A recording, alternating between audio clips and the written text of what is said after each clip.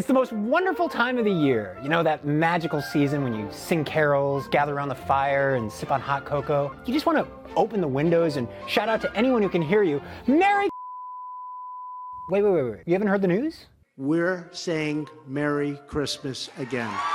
To some of us, this all seems a little last decade. It was around that time when, if you were to turn on Fox News, you'd probably hear something like this. The war is to get rid of, not allow people to use the name Jesus or the name Christ. But yet they can sing a Hanukkah song. Led by Bill O'Reilly, Fox News went on a warpath. If you're not going to say Merry Christmas and it's a federal holiday, I'm not going to buy the lamp. I have a solution for every American who doesn't like Christmas.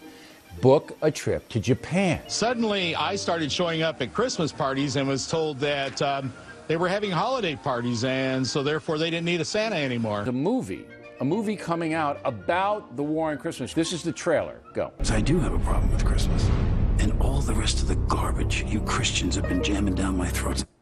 Ooh. Daniel Baldwin. At Fox News, this was yet another example of secular progressives attacking a Christian tradition. Fox eventually dropped the issue, but it didn't really go away.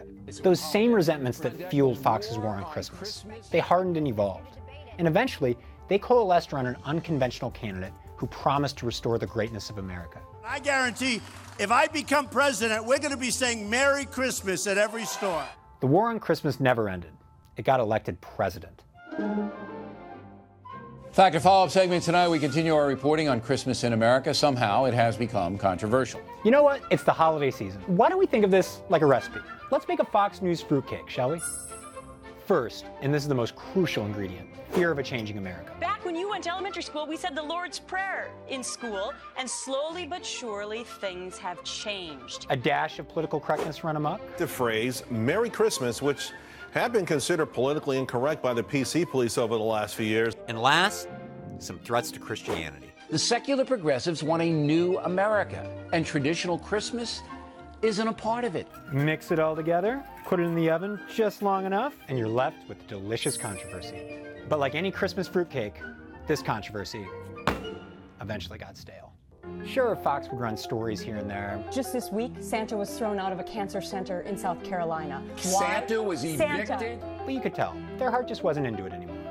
The war was over. I guess we did this war on Christmas thing for about 10 years. This is the first year I didn't get one call or letter saying this store has said you won't say it. So you saved Christmas, Charlie Brown. That's right. Single-handedly saved Christmas. I have. Until Trump. The same elements that fueled Fox's war on Christmas. Trump wrapped it up, put a bow on it, and handed it to his base. We're going to protect Christianity. You know, Christianity is under siege, folks. It's under siege. His slogan, Make America Great Again, it promised to return to a mythic America of old. Dark forces were changing the world that we once knew, and only he could stop them. Trump took the Fox News blueprint and wrote it all the way to the White House. This is all part of the same war, and we've got to push back against it on every front. Country's under siege. We're under attack.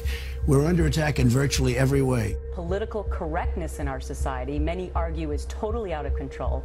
From the war on Christmas to leaving the word God out of the Pledge of Allegiance. I don't frankly have time for total political correctness. And to be honest with you, this country doesn't have time either. More evidence that Judeo-Christian tradition is under attack in America. A Trump administration, our Christian heritage will be cherished, protected, defended like you've never seen before.